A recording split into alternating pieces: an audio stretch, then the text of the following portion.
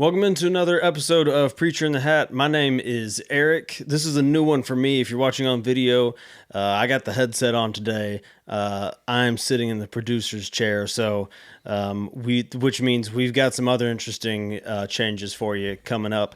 But first, cue up the intro. 10 seconds till Preacher in the Hat. 5 seconds till Preacher in the Hat. You are now experiencing Preacher in the Hat.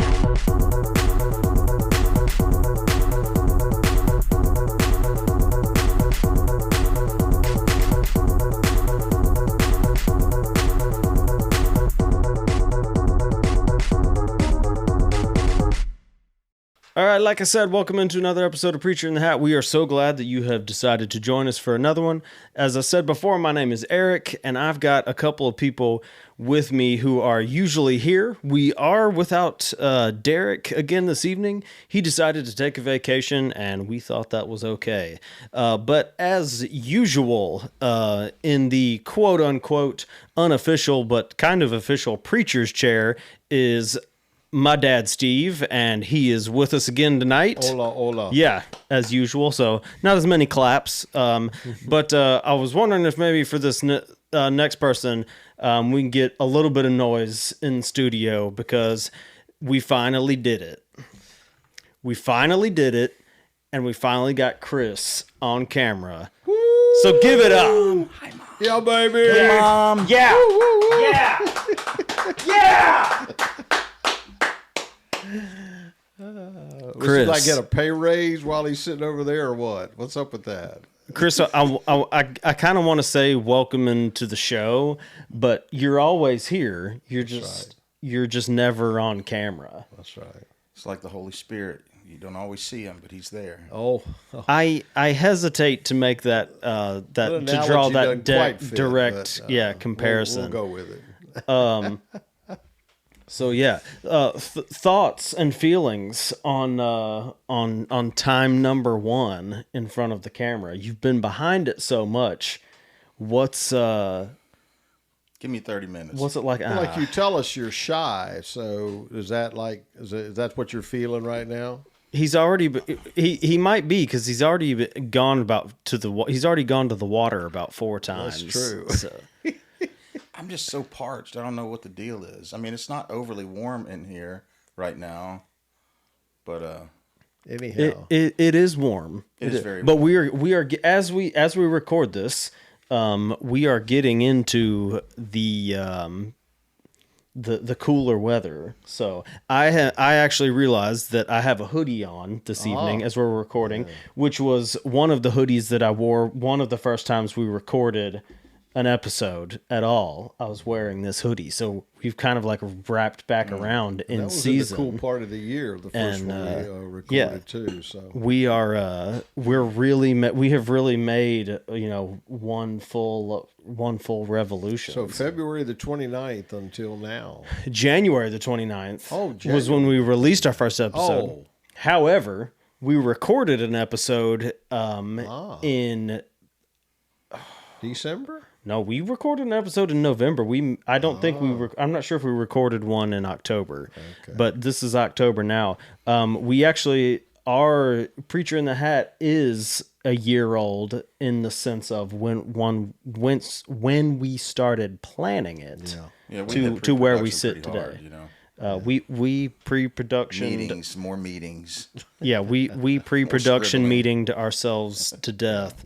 And then finally got rolling. But anyways, all that to say, it took us about a calendar year to get Chris on camera, and we are super proud. I've especially been pressing incredibly hard for the last couple of months to make it happen. And that's because we would end are. up having these interchanges after shooting one of the podcasts or after taping one of the podcasts, and then Chris and I would go on a roll, and you were begging us to wait and save it for the camera. For an episode. For the episode. So I'm trying to get you guys on. And here we go. And here we finally are. So we are planning on digging into the prison files a little bit this evening. and figuring out, learning some stuff, maybe making some comparisons from today to the past. Because for those of you who don't know, and if you've been listening to us for any length of time, you probably are at least somewhat aware of Dad's experience in ministry, and especially prison ministry, which dates back a very, very long time, late 70s, early 80s, I believe. So lots to draw on there. And Chris is the man to help us comb through some of that. What? And What? tie it back into today. So if this episode flops, it's all on you, Chris. I see all that. That's we what got. we've You can been see saying. that right now. You see how we set that up? Right. That's exactly right. Yeah. That sounds right to me. So if this recording never gets heard, or you hear it on if this somehow becomes the Blooper lost reel. episode of Preacher in the Hat, then you know what happened. Blooper reel. If it becomes a blooper reel, we know what happened. There you go. Yeah. Well, I was thinking about this week, Eric, to kind of jump off with this, is that some of what we've done at Preacher in the Hat is historical, not Yes. hysterical, but historical. A little bit of hysteria. A little bit We've of mixed in hysteria some. every now and then. History is a good thing. You learn from it. It's pretty cool. But if you stay stuck in it, it kind of, people go like, okay, all right. It's like, not everybody likes history class, in other words. And so some of our stories are old. Some of my stories are old because, and I remember years ago when I first started in prison ministry, I used to think about people that talked about their old stories. And I'd be like, old stories are good, but if you don't have any new stories, it ain't very cool, man. You know what I'm saying? Right. So that's what I'm thinking. And so, Chris, I was thinking today, I know you'll do a real good job of peppering me with the right kind of questions and that kind of thing, even though we don't have it scripted. But I was thinking about just a recent event in prison that might be a way for us to kind of jump in tonight on this issue. I was at Bibb County Prison teaching a class about 3 weeks ago, and I was talking to the guys, and all of a sudden it just dawned on me: why do I keep doing this? Why do I keep doing this? I mean, I do it once a week now. I'm not doing it 32 hours a week as I have in the past sometimes, or less than that. But I keep doing it consistently once a week, 4 or 5 hours, as we've said before on the podcast.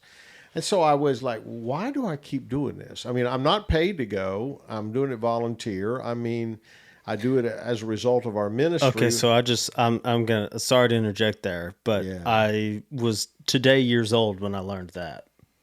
You were how old? Today years old. Today years old. When I learned that it was what he was doing in prison right now was full volunteer. Oh, you didn't know that? Yeah, okay, that is. I mean, I wasn't expecting that it was bankrolling you, No. but I was right now years old when I learned that it was full volunteer. Well, I volunteer. had noticed he had gotten some new kicks, but I didn't know that had anything to Didn't do come from prison, I guarantee you, buddy. It didn't Yeah, come from the yeah. prison salary. But anyhow, yeah. Why do I keep doing it? And I thought at one time back I remember in 2011, 2012, I thought I was done. Right. And so I remembered something happened back then. I kind of stopped for a minute, like for a year or two. I wasn't really going into prison. And I spoke at a conference down in Atmore, Alabama.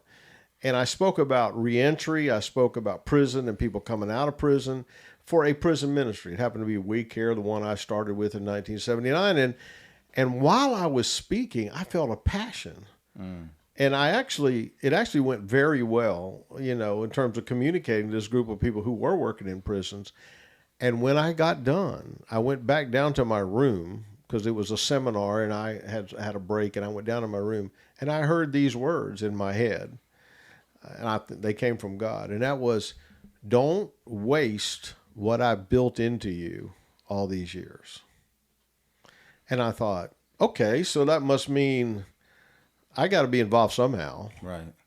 That's what he's telling me. In other words, I haven't put you through all this for you to waste it. In other words, you just to act like, okay, I'm done, it's over, I shouldn't give any. How you do it and what you do is going to be different, maybe, and maybe more training other people, and maybe doing that.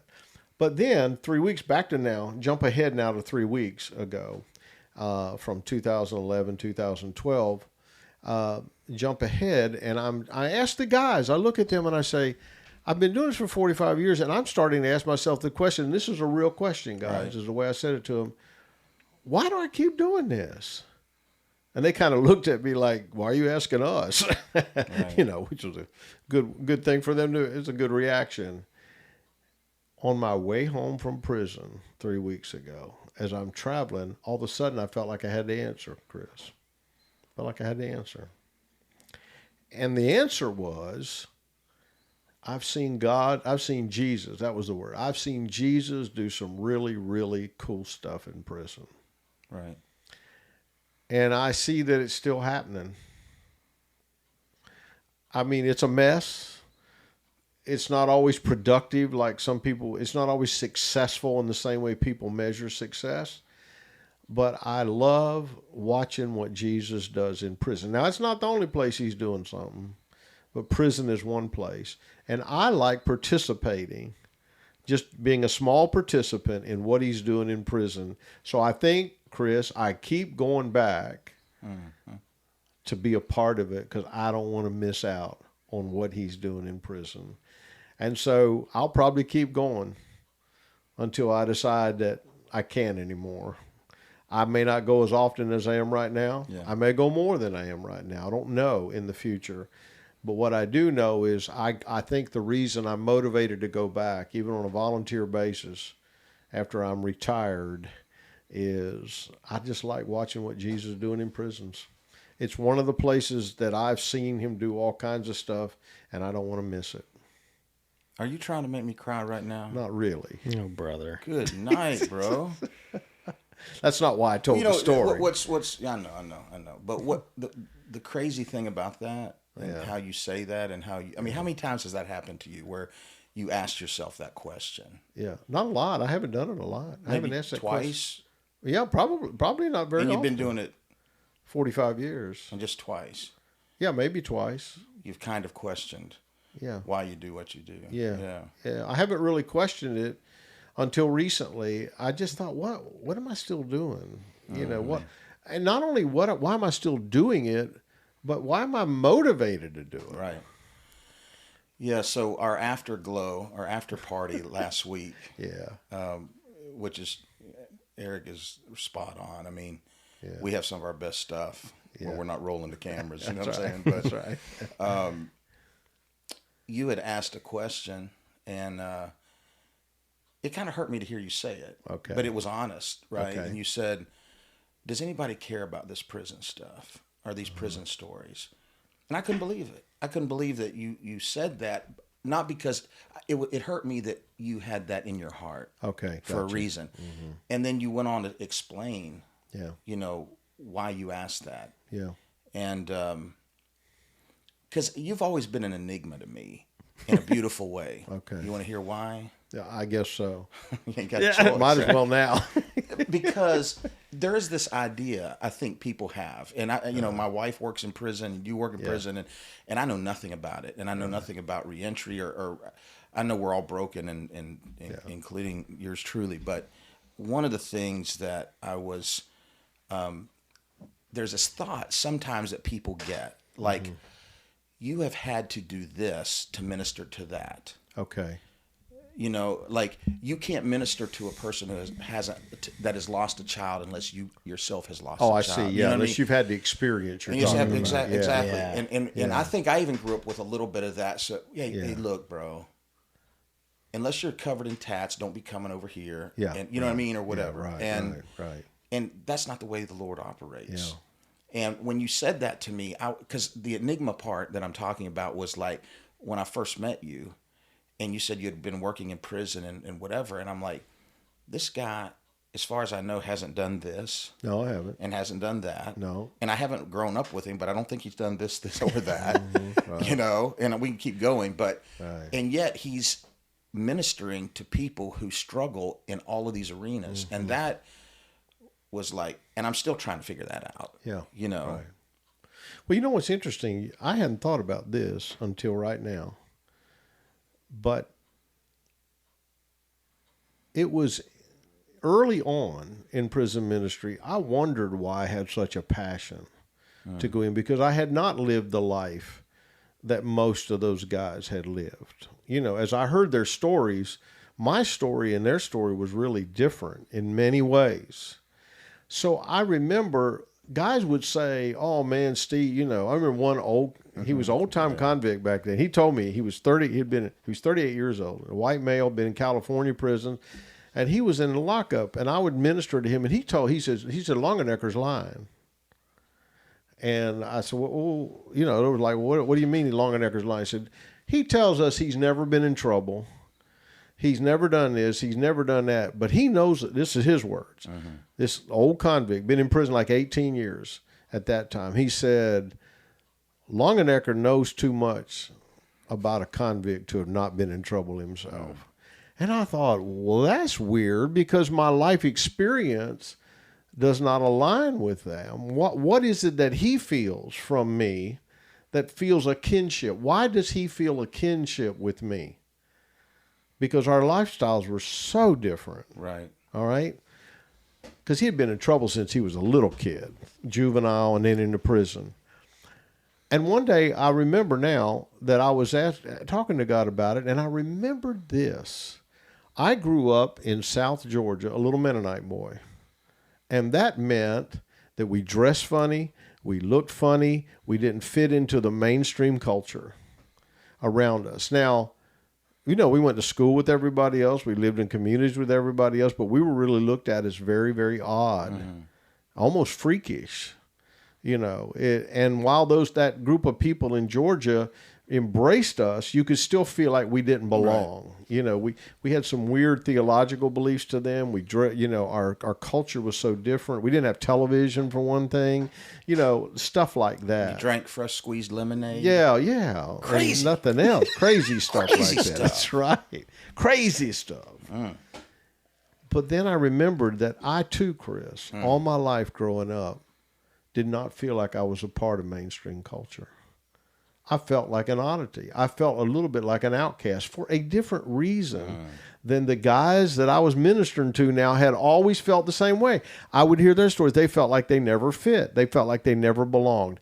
And I think my kinship with those guys and my passion to be connected to them was on that level of we both, while we had widely divergent backgrounds, right, we had a similar thread that ran through their life and my life, and that is we don't really belong anywhere. And somehow I felt a kinship with them, and that has proven to be true all through my life. Right.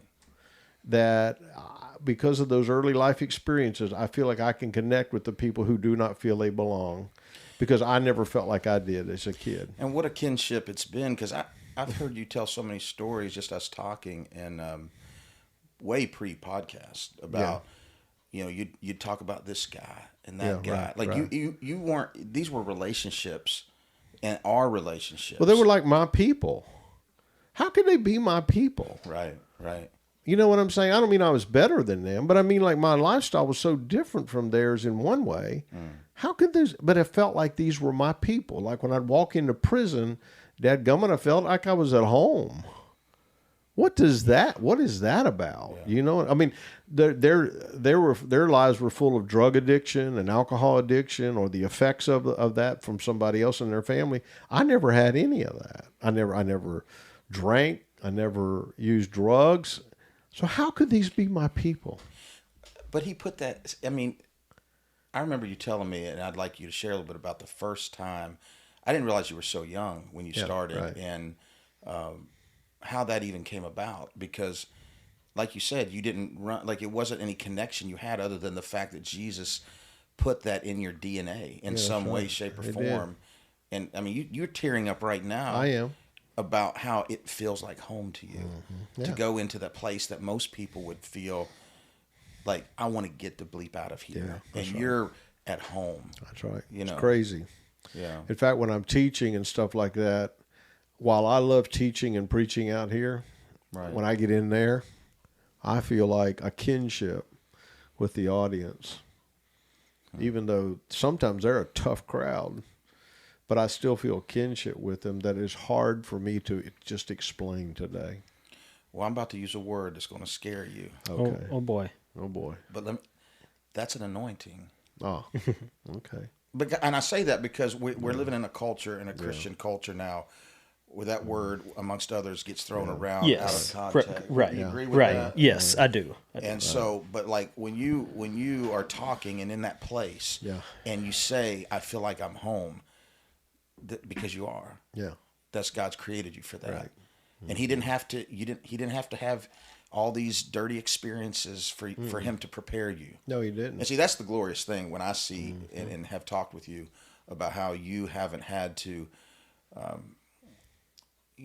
basically all of our conversion experiences, it took the same amount of blood to save Steve as it did Chris, as it did all these men and women you've come in contact with. But Well, you see, if you have to have the same experiences and do exactly the same thing to minister to people, then that would leave Jesus out from any of us, because he was sinless.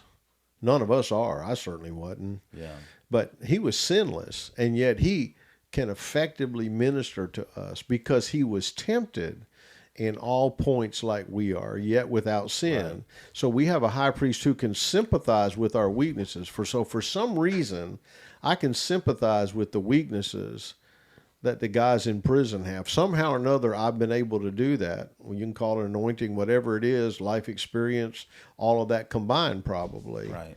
And it's kind of crazy where, we don't have somebody who does, when I look at guys in prison, I'm like, oh, I understand it.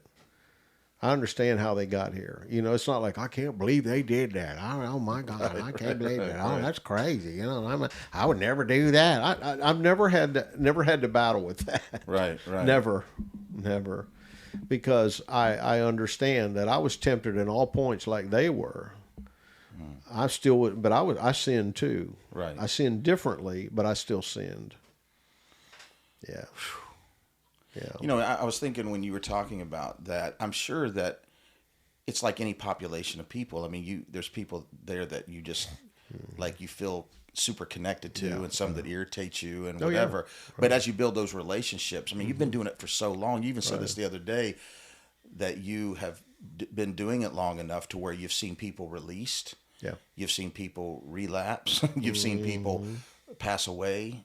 Oh, absolutely. I mean, it just. And I've seen people pass away in prison and never get out. Or the other day, I'm at Bibb County Prison, and I say the other day, it's been a few months ago now, and somebody said, hey, and so while I'm not giving the name, his penitentiary name was Pineapple. He's from Hawaii. I don't know. That might be sharing too much information there.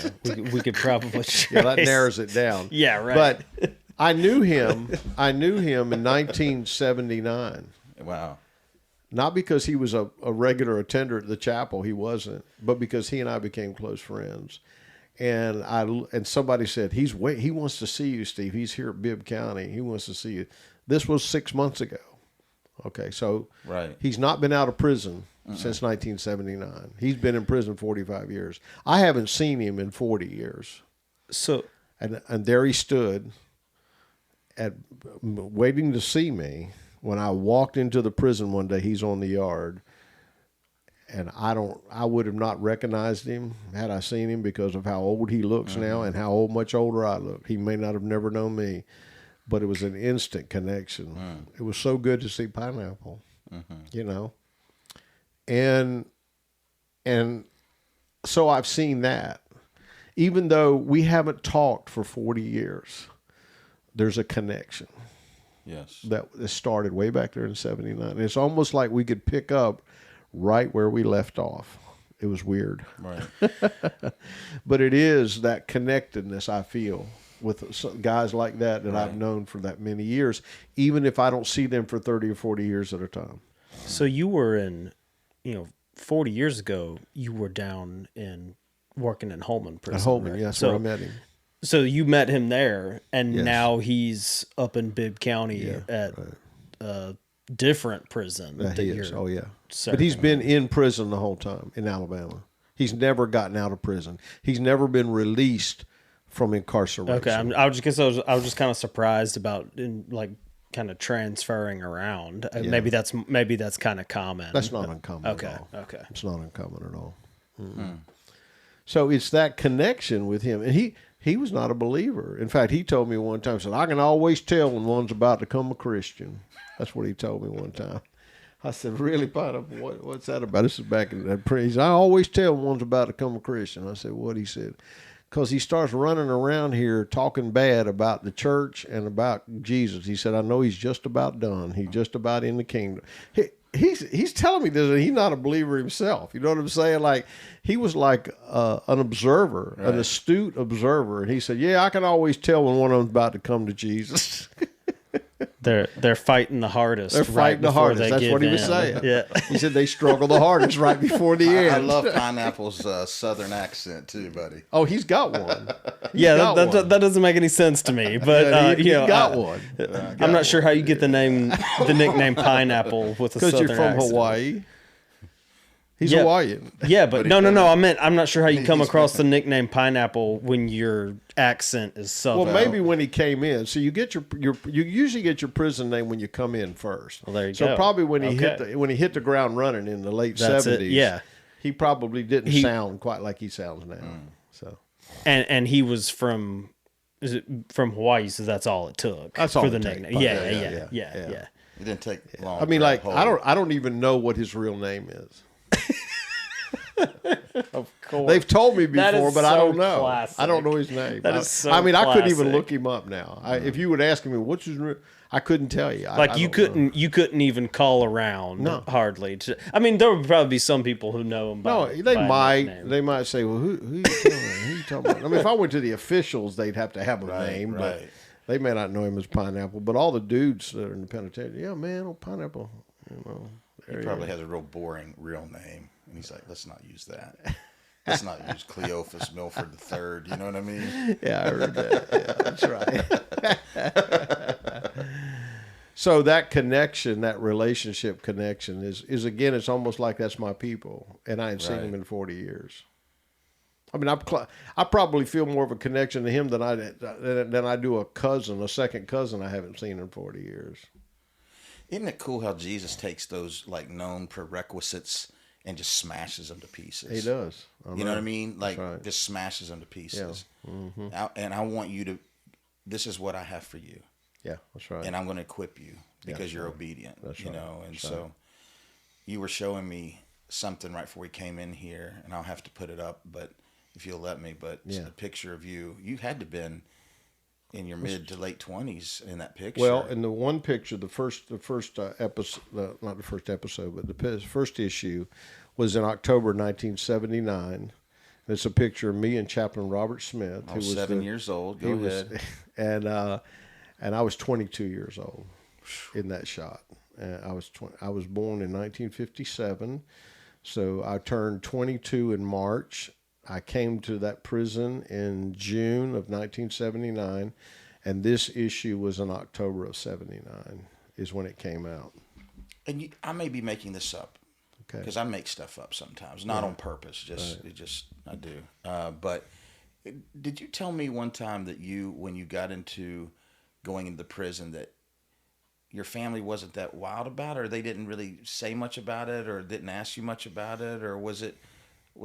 Maybe I'm thinking of something else. No, what I felt was not that they were opposed. Certainly, like my wife Lenora, she's always been supportive of me being there. So I've never felt opposition from her. And I don't mean Derek and Eric because they weren't even around. They were not around, and they were not even a gleam in my eye at that point. What? Hey, and but anyhow, but there wasn't this. Oh yeah, man, that's a great thing. That's a great thing. I mean, it was okay from a spiritual perspective, but I think too, I never really felt like that they shared the passion that I had about it. You know what I'm saying? I was careful because I was also pastoring on the street at the same time. And one of the things I did not want to do is, as a pastor on the street, we call it, in Atmore, Alabama at that time, I didn't want to make the other people who were not necessarily had a calling to be in prison on a regular basis. I think everybody ought to go visit a prison, a believer, because Jesus said he's in prison. You need to come visit him. Right. So you need to go see him once or twice, like Derek and Eric did when they went down to Holman. They went in to see Jesus, for that day, 14 years ago. But I don't think that everybody has to have the same level of passion or amount of time or focus on prison. So I tried to be careful not to get into pulpit and just talk about prison after prison after, you know what I'm saying? Why does he keep looking at me when he's talking about going to prison? I think you're just feeling that. I mean, why does he keep looking at me when he's I think saying that this is just, yeah. So we're in a huddle and we're talking about you, actually, is what we're doing. So, some guys can't watch a football game, because every time they get in a huddle, think they're talking about him. So that apparently is what's going on with you. I think they call that paranoia somewhere where I came from. But anyhow, I'm not talking about you, although it might include you. It's kind of like a shotgun. I'm kind of firing it out there, and if a little shrapnel hits you. Yeah, right. Okay, that's part of it. But so I think I tried to be careful not to just make it the main focus. Mm-hmm. Like even on this podcast, Eric, when we talked about telling prison stories, I said, I don't want it to become a prison podcast. Right. You know what I'm saying? Yep, I want to tell those stories because those are part of the stories. And that you all did so well when you wrote out that you and Derek wrote out that, we believe there's a story to tell. Mm-hmm. You know what I'm saying? And so there is a story to tell, but I didn't want my whole life, my stories to be like my whole life was prison, because it's not. Prison Steve. Yeah. You didn't want to be Prison Steve. Prison Steve, that's right, yeah.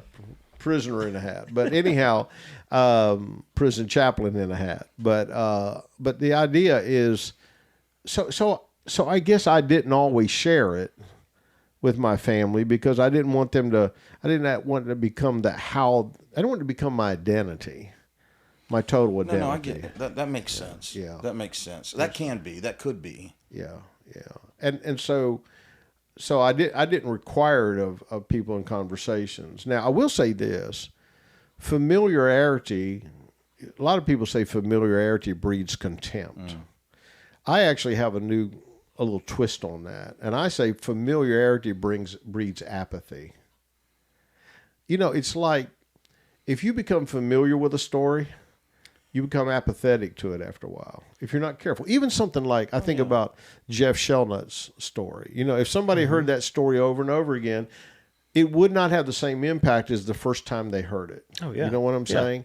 And so I think for some of my family and so forth, I had so many stories and I told so many stories that I think sometimes it led to not intentional apathy, but a little bit more like, I've heard that before. I think maybe you saw even a little, you probably get a little bit out of like we were talking about this and getting into this kind of stuff in the podcast several weeks ago, and I remember sitting on the couch when we were having some preliminary discussions, and Chris, you're just super locked in. You, of course, made some kind of joke to me and Derek about, like, are you guys hearing that? Hearing this? It's like, well, yeah. It's like, I love it. Let's get it on there. It's like, but yes, I have heard a lot of this stuff, quite a few times. And so it's not that it's not important, but there is there really is some of that where it's like, oh yeah, I've heard Dad tell the story before. That's right. Yeah. Mm-hmm. Yeah, and so I think some of that was maybe why there wasn't ongoing discussions about it with family all the time, or that I felt like sometimes maybe, if you talk to somebody, like, for example, you have not heard the stories that I'm telling, you know what I'm saying? And so for you, they take a little different, oh, okay. Like some people who listen to this podcast on prison, they might say, oh, I've heard Steve's prison stories before. But then there'll be other people on the podcast who say, I've never heard that. Or you learn something new, like Eric did tonight when he said, I didn't know you were a volunteer, that kind of thing. Right. So there'll be new bits and pieces of it. But I want to read something to you that I wrote in 1982. I like this. That I think really, really kind of pulls it together for me about why I continue to go back to prison. I wrote an article for this newsletter in 1980, May of 1982, and the title of it is Holman. Now, is this is for, like, this newsletter is what? For the ministry that I was working with at the time. I got you. And I was paid at this time Okay, big by money. this ministry. Okay. Not big money, but I was paid. And I wrote it, God's Movement at Holman is what I wrote. Now, there's a lot here, and I won't read the whole thing. That'd be way too boring. But I was writing about a movement of God's Spirit. And this is what I want you to hear, this part, because I think it's connected to what's doing today. And so it's really kind of cool. When I found this not too long ago, I thought, I wonder what I was saying back then. Listen to this and see if it sounds like anything you hear from me now. What are the results of the movement of God's Spirit? 2 words describe it: change lives.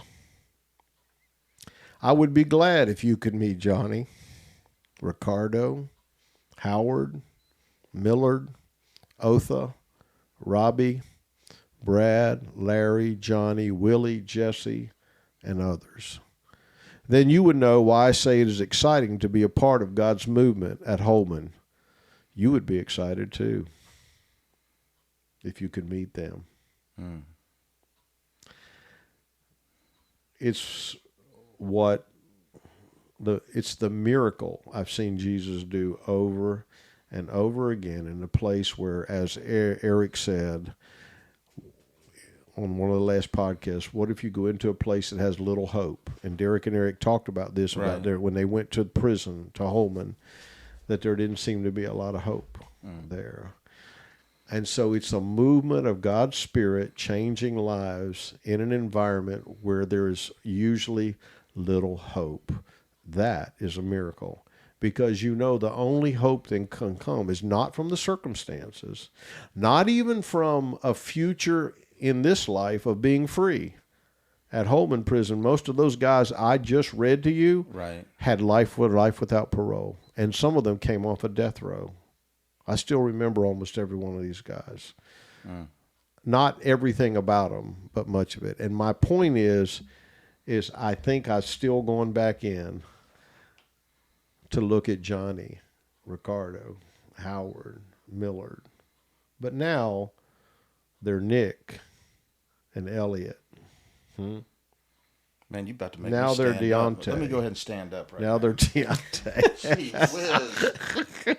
What's going on right now? Bro. And you know, It's the names have changed, but the game's movement still is the not same, is the same. The names have changed. The work's the same. Oh, I like What? that. Hey, That's listen, real good right That's there. nice. That's The T-shirt names worthy. have changed. The work's the The same. work's the same. But think about the fact that God is at work, Yeah. and He was going to use Steve or Jonathan or anybody. You just said, use me. Yeah. And look at all that you've been able to experience because you were willing. You know what I mean? Yeah. Somebody has a really cool thing that he doesn't call the something. He calls the, I don't know, I forget what it is, but it's where he equips the called, or you know what I mean? You know what I mean? And so there's people that, He doesn't call the equipped, he equips the there called. you go. There you go. Yeah. I knew the preacher could get it, right? Sometimes we think he calls the equipped, Right. but he doesn't. He equips the called. So here's what you're kind of stealing my thunder for being able to tell you no when you invite me to go to prison with you, You're not a called. because I'm gonna. He's use- just he's chipping away, man. Dude, It's keep you chopping. are It's like Greg Schiano. you He said, are- just keep chopping. Just keep chopping. I'm about ready to bring out the big axe. Are you? Yeah. Well, I've been using the little tiny axe. Well, you know, I told you I'd go, Yeah. and I'm gonna go. Good. That's it. There's nothing more. There's not like a punchline. It's just that's Okay. it. Good. If you Come get me on. past the criminal background check, that's all. That will be a feat, and it'll be a challenge. know some people. and it'll be a hurdle. But You I probably think we'll know be some all people. right. I think Okay. we'll be all right. Yeah, I've taken you don't have to have to go back into a prison. You do not have to be your background check does not have to be clean as a whistle. In fact, people that have been in prison, I take them back in with me. Is that right? but they have to be out for a certain. There's criteria. You know what I'm saying? They have to be out for a certain amount of time and that kind of thing. But they have to be sure they're not on probation and parole and that kind of thing. Can I smuggle pork rinds in? No.